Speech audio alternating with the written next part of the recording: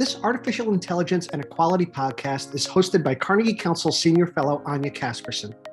Together with Wendell Wallach and an international advisory board, they direct the Carnegie Artificial Intelligence and Equality Initiative, AIEI, which seeks to understand the innumerable ways in which AI impacts equality and international affairs. This episode features Elina Noor, being interviewed by Anja Kaspersen. It was recorded on August 11th, 2022.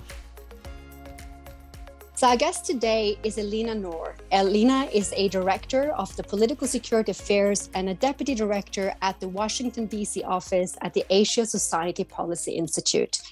We will, of course, attach a full biography of all of her accolades on our podcast site. It is an honor and a joy to share this virtual stage with you, Elina. Welcome to the show. Thank you so much, Anja. It's been a while, and I'm so glad to be speaking to you again, even if we're just doing this virtually. Thank you. This is great. I'm really looking forward to this conversation. So, Elina, to get us started, I know from early on in your academic career, you've always been a very strong advocate for what you coined as generating a thoughtful approach to international relations, and more specifically to AI governance and providing that ethical oversight that is so much needed in the emerging tech space in general. And for that thoughtful approach to happen, we require both a renewed honesty and also a renewed humility about how issues are framed politically and technologically, and also who gets to frame them. Can you elaborate on some of your thoughts on this for our listeners? Sure. Thanks for bringing that up. I think part of it comes from my own cynicism, having been exposed and being involved in all these discussions surrounding the geopolitics of technology. And coming from a small country in Southeast Asia, which is Malaysia, I don't see things that way in such a binary fashion. And I know many of my colleagues in the industry who look at these issues, tech and governance, tech and politics, also don't feel the same way. And so a lot of my rethinking about some of these issues surrounding the governance of tech arises from questioning the framing in which we find ourselves in.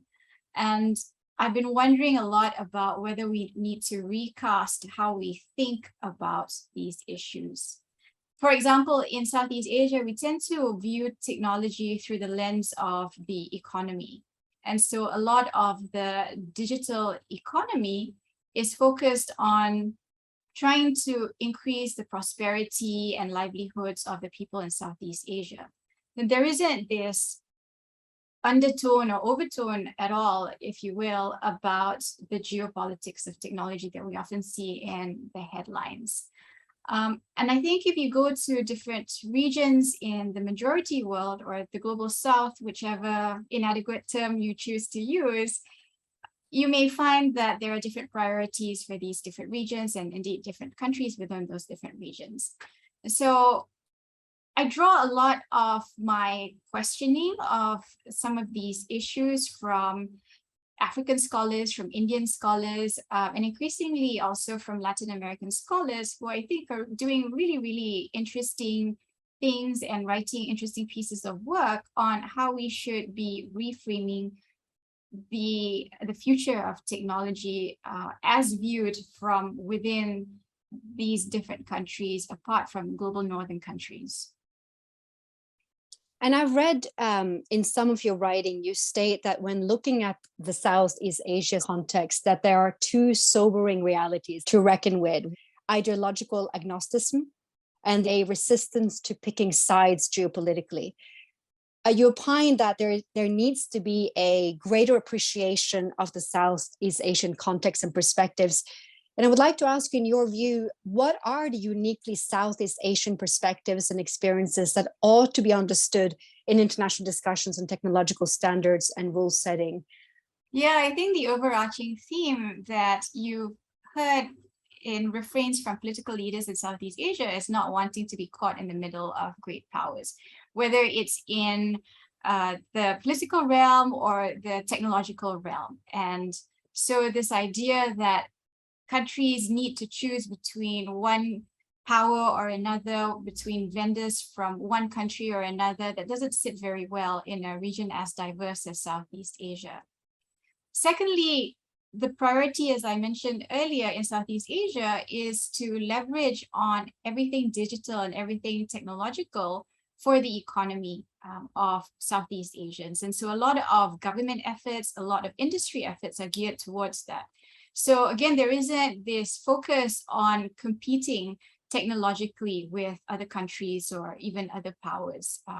And therefore, the ambition, the motivations that drive a lot of technological innovation, a lot of technological political agendas are very, very different from what you see in countries like the US or even China for that matter. So these are some of the prevailing themes that pervade a lot of the tech thinking in Southeast Asia, but I also believe there are missing perspectives in Southeast Asia that I've tried to draw in some of my work.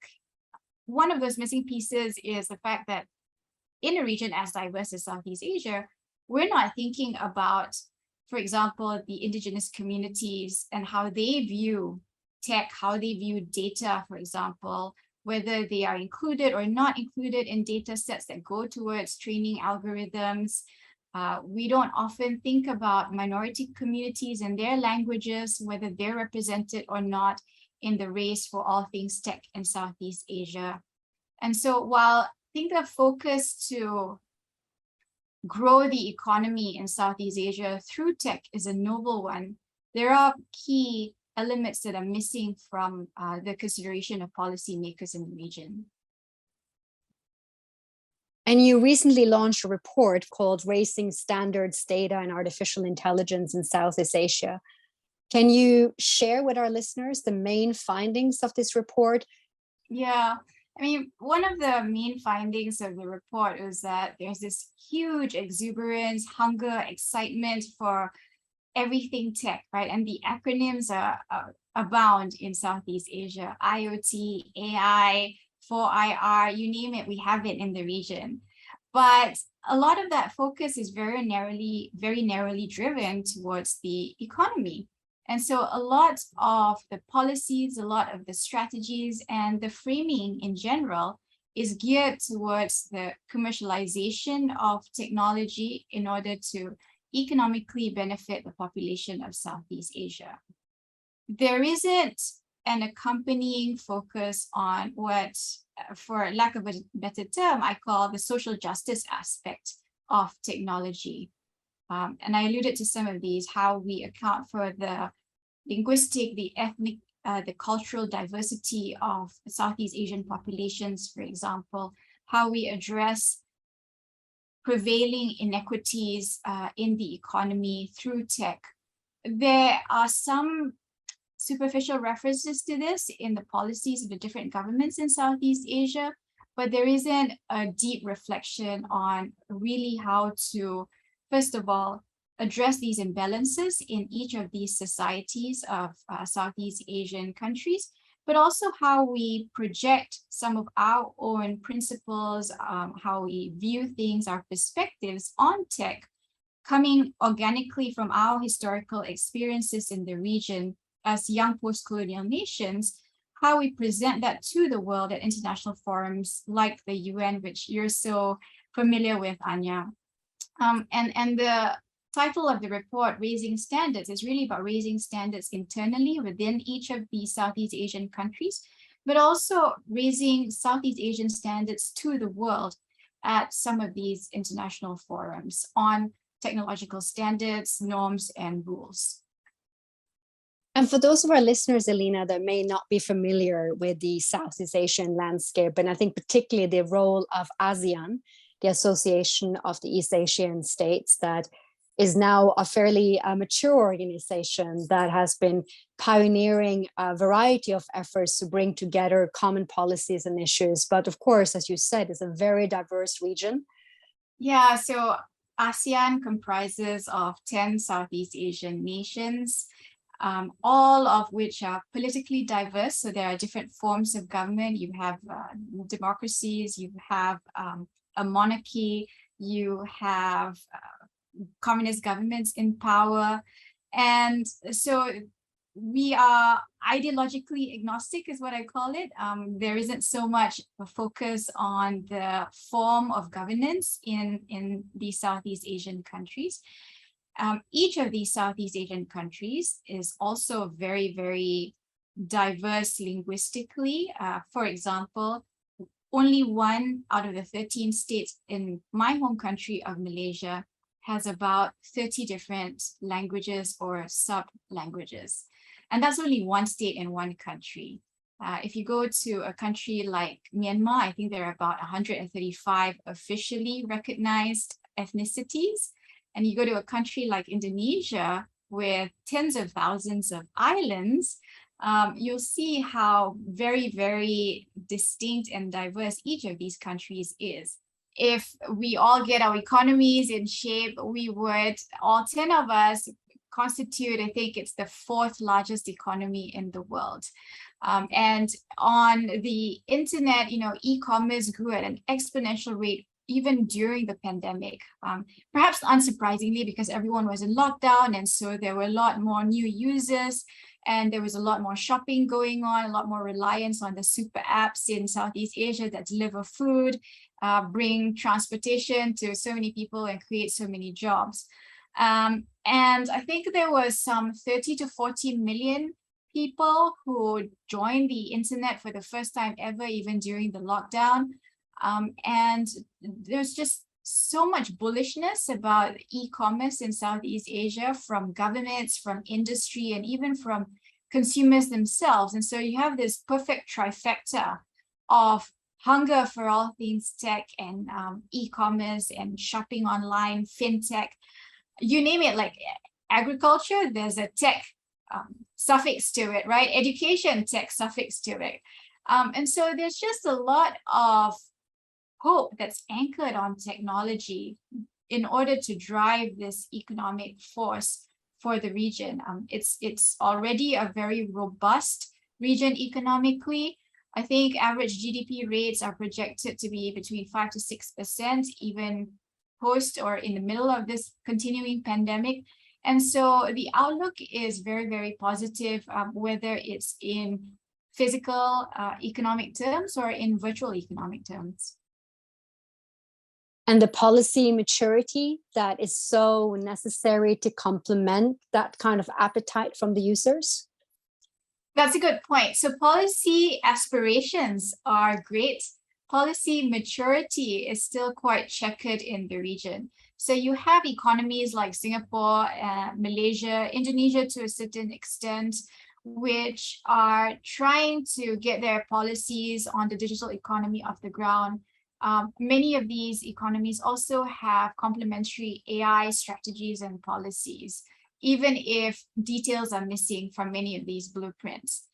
You also have a country like Vietnam, which is often viewed as very centralized economy, but is very plugged into the international system with obligations in, for example, the Comprehensive and Progressive Agreement on the Trans-Pacific Partnership, CPTPP, which obliges participating countries to liberalize their data-driven economies. And so Vietnam and Indonesia and Southeast Asia are often viewed as these economies that are more inclined towards data localization. But if you look at the reality of what's going on, the governments in both these countries are really trying to open up their economies in order for them to be a little more data liberal, if you will, to attract more investment and economic opportunities in that digital space. And also you have so many different religions in each of these Southeast Asian countries. And we talk a lot about this diversity in the ASEAN region, but we don't reflect on what it all means in a digital space and how we represent that digitally for our own societies, but also at international forums like the UN. To your point of the immense diversity, to think that we can develop, systems, language models that will, cater in favor of preserving that diversity and sort of recognizing the immense, the immense challenges of creating inclusive AI models. What are your thoughts on this, and what does that look like when you come to highly diverse countries like like Southeast Asia represents. I'm so glad you brought that up. I'm a huge fan of your work, Anja, and that of the Carnegie Councils. And I know you've done incredible work on the ethics of some of these issues that you brought up. In Southeast Asia, one of the things that we often overlook, even though we tout it, is just this diversity that you talked about. And I think that's very reflective of some of the on-the-ground challenges that the ASEAN countries face themselves. So being young post-colonial countries that are only about 60, 70 years old, a lot of the focus of governments is in nation building. And there isn't this mirror reflection of how to continue that nation building process in the technological space, reflecting a nation, as it were, of many, many different communities and societies as one in the digital space. So while there's this race for all things economic, there isn't this parallel race for how to build a nation, whether it's Indonesia, Myanmar, Malaysia, Singapore, and how to reflect that online and to the international community in the tech space as well. You brought up the whole effort at being inclusive with natural language processing, for example. But I think what we should also be aware of, particularly in Southeast Asia, is there might also be an inclination to not be included in some of these data sets, whether it's NLP or others. And I say this because I've been looking at, and I'm sure you're familiar with this, Anja, at some of the indigenous communities elsewhere in Oceania, in the Pacific, and in North America, where they've been approached to have their languages included in data sets to be more reflective of an inclusive and diverse world. But some indigenous communities have basically said, thanks, but no thanks. We'll keep the language to ourselves. And that is something sacred to them that needs to be taken into account by the different governments.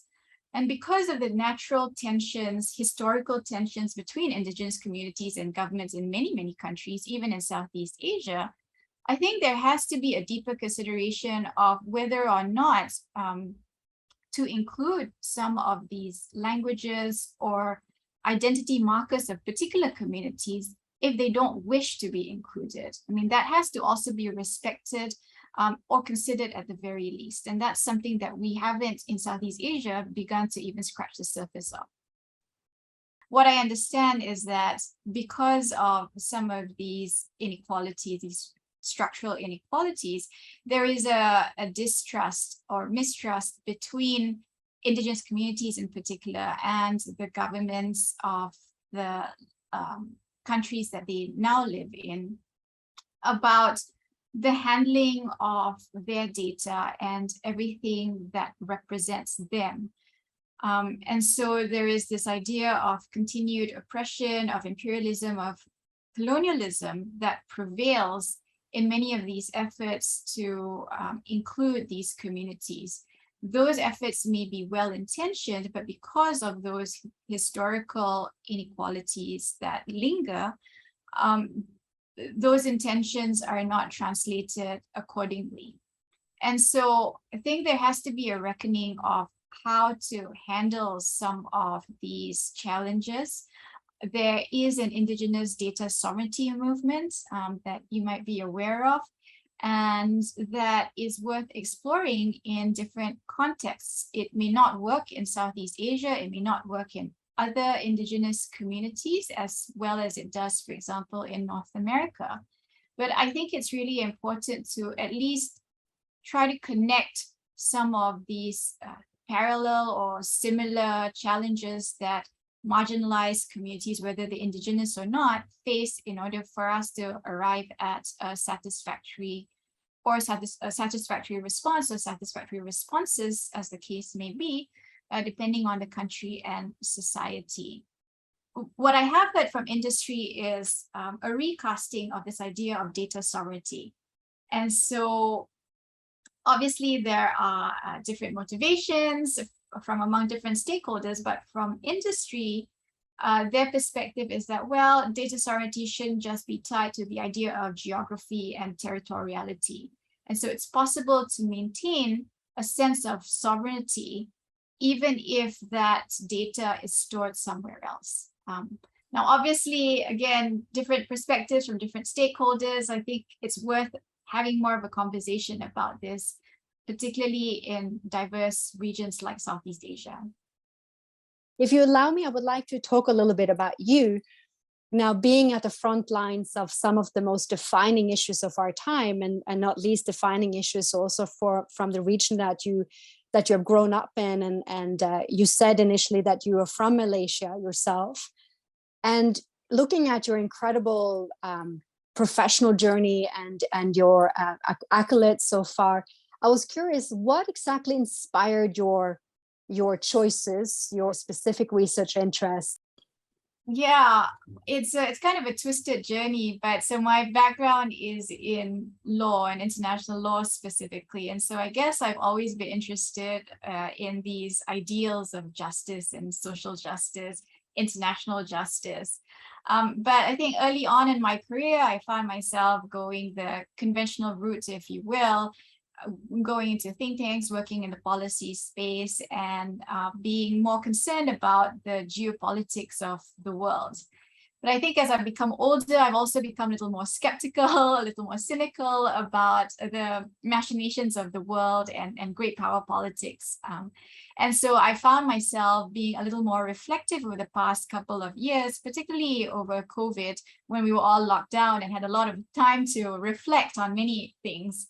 And I found myself reflecting on power imbalances in the United States, especially when the George Floyd murder happened. That obviously coincided with the pandemic, but also power imbalances in the world, which I guess is very obvious to many people. But I think I started thinking a little more about it and how that spills over into the technological domain as well. And I thought a lot about the decolonization of tech, whether that's at all possible to address some of these power imbalances, rethinking what it means to be from quote unquote the global south, and being really a part of the majority world, as some scholars have begun to call it, but not being represented proportionately at international discussions and organizations in the same way. And so I thought a lot about what it meant for us to be a market and a marketplace, for us to be consumers and users of technology rather than producers and innovators at scale in the same way as some of the major powers are. And what that means for our own digital future and the creation of our identity in that digital space over the next 20, 50 years. So I guess I've become a little more philosophical, a little more reflective about tech and the politics of tech. And you said something really interesting, Elina. Is it possible to decolonize tech? There's an assumption in there that tech is a sort of extension of colonial thinking. Can you elaborate on that? That's a great catch, Anja. I guess that was maybe a Freudian slip on my part. So thank you for calling me out on that. Yeah, I guess there is a colonial underpinning of tech, because if you look at the power balance or imbalance, a lot of that power is situated in Silicon Valley and increasingly in Shenzhen and in the capitals of major powers. But a lot of that power is grown from the collection of data from elsewhere and the extension of commercialization and the market in countries that provide that data. And a lot of those countries are situated in Asia, in Africa, and in Latin America. And so there is a structural continuity of some of this oppression, not to exaggerate, but colonialism in a sense, because if you look at census collection of data collection in the colonial period, that all went to the concretization of power of many of these colonial countries in the past. And that continues today, just in a very different form. I've spoken to historian friends who say what they're seeing is nothing new. It's just a different way of doing things that were done in the past. And so I think that really made me try to be a little more mindful about how we view tech and how we cast and frame technology in what we assume to be a changing world, but may not at all be a changing world. And I think with that, you said that the pandemic has given us all time to reflect. And maybe with age, we do become a little bit more, I wouldn't call it cynical, a bit more realistic, perhaps, about what is going on. Which brings me to something I've seen you talk about and write about, which is how current approaches actually risk fragmenting and polarizing the current technology and AI landscape, rather than fostering models of governance and collaborative opportunities.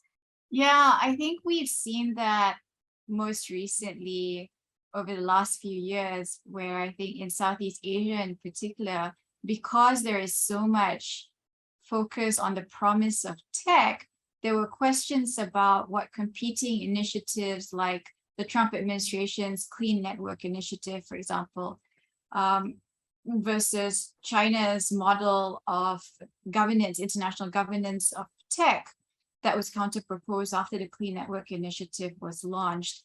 And so I think a lot of us in Southeast Asia were wondering what that all meant for interoperability of networks, of vendors, of suppliers in the region, particularly because in Southeast Asia, governments, industry, users are so familiar with just a mishmash of all sorts of different systems and networks and vendors. And so this idea that there could be a splinter net of fragmentation of how the internet works, of what systems may or may not be interoperable with each other, really gave pause for many policymakers, because we in Southeast Asia tend to want to be friends with everyone. We try to live this ideal of unicorns and fairies in international relations, and that extends to the digital domain as well. So we're still struggling in the region with what it all means for us, particularly since a lot of our connectivity projects, including digital connectivity projects, span different countries and go across borders. And I don't think we have the answer just yet. Even 5G decisions tend to be recast in political terms when reported in the media, when actually there are more technical reasons that underpin a lot of these decisions.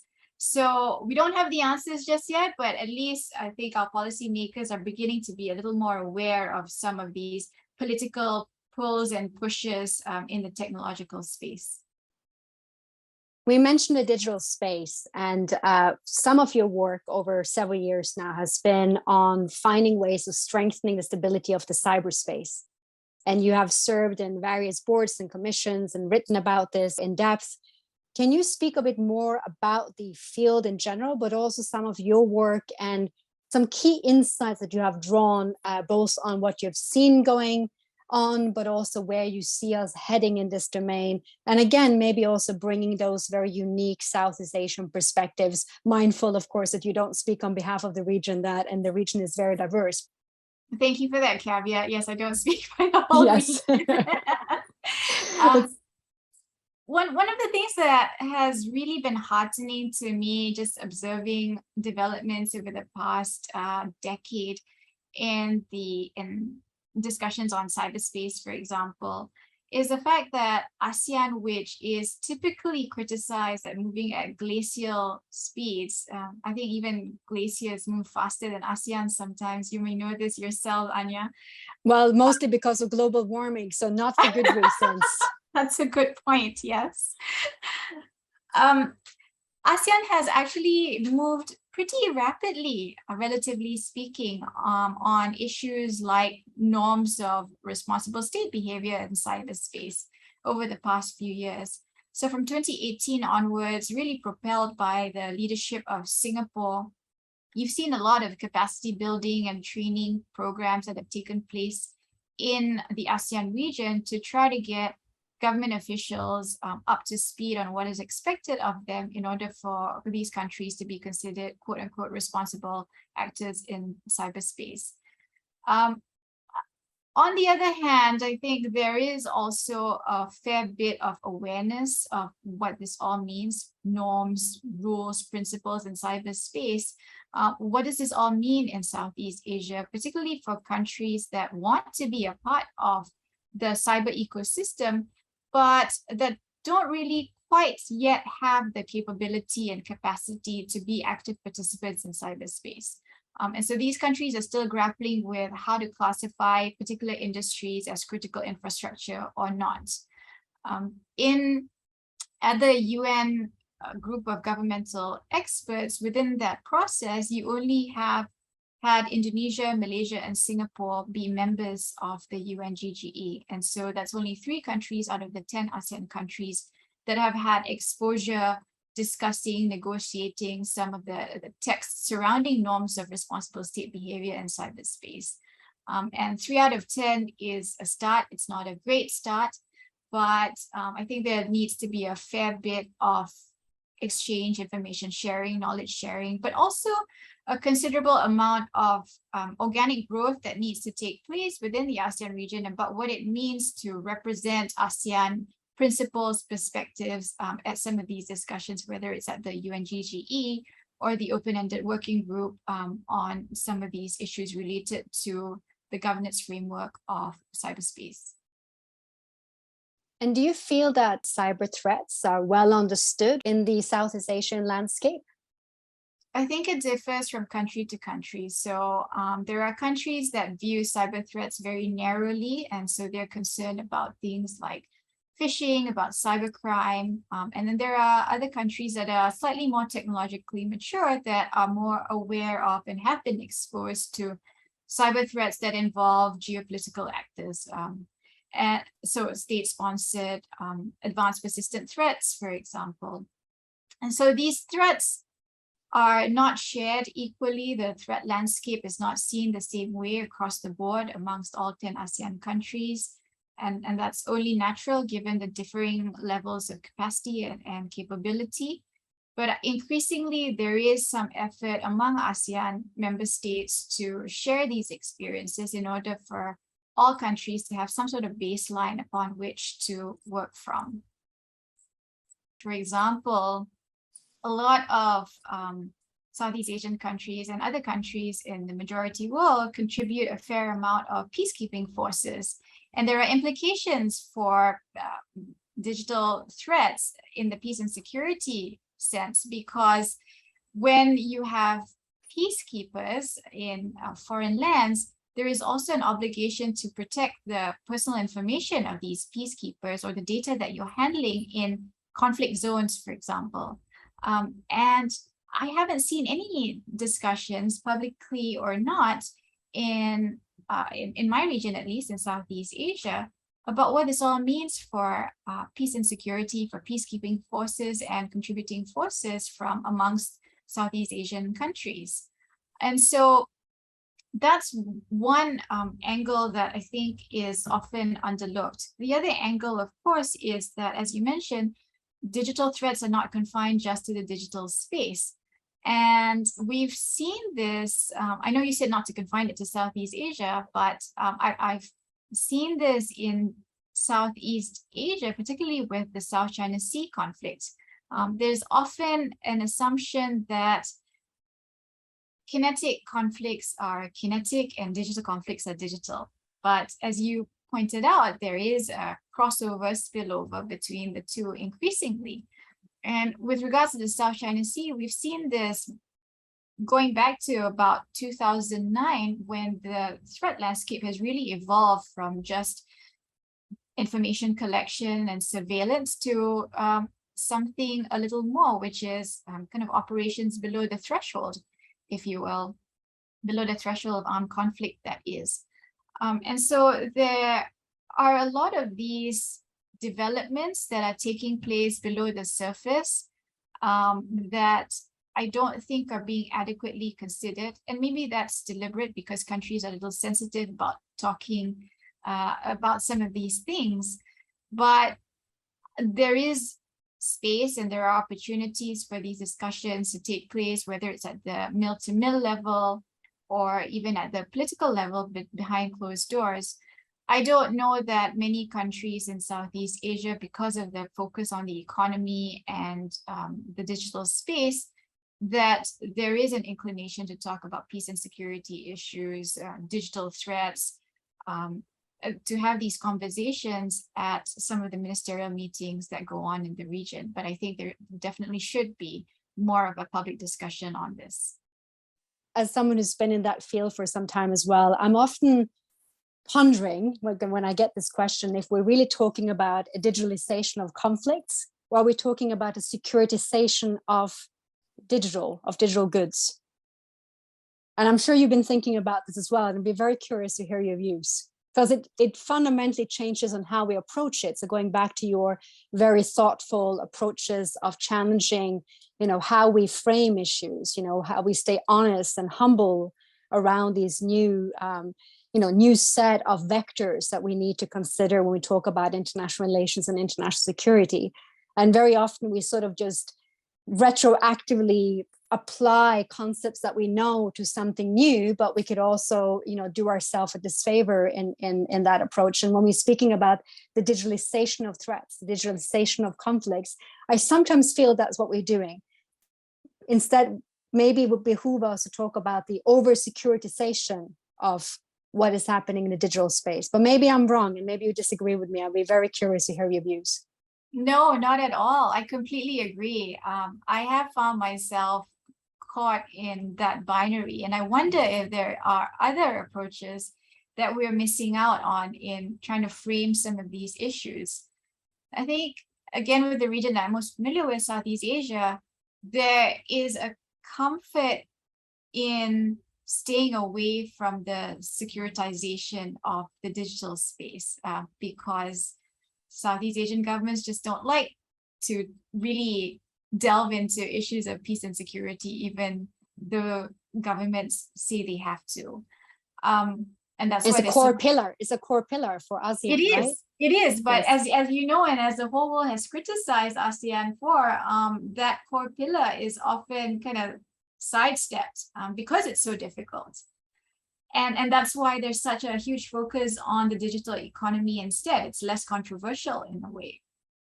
But I wonder if there is something in that sidestepping that might be worth picking apart a little more, because as you mentioned, we have one of two choices now. And I wonder if we're doing ourselves a disfavor, as you said, by not considering other approaches to framing some of these challenges that we find ourselves in. Maybe there is a middle ground or middle grounds.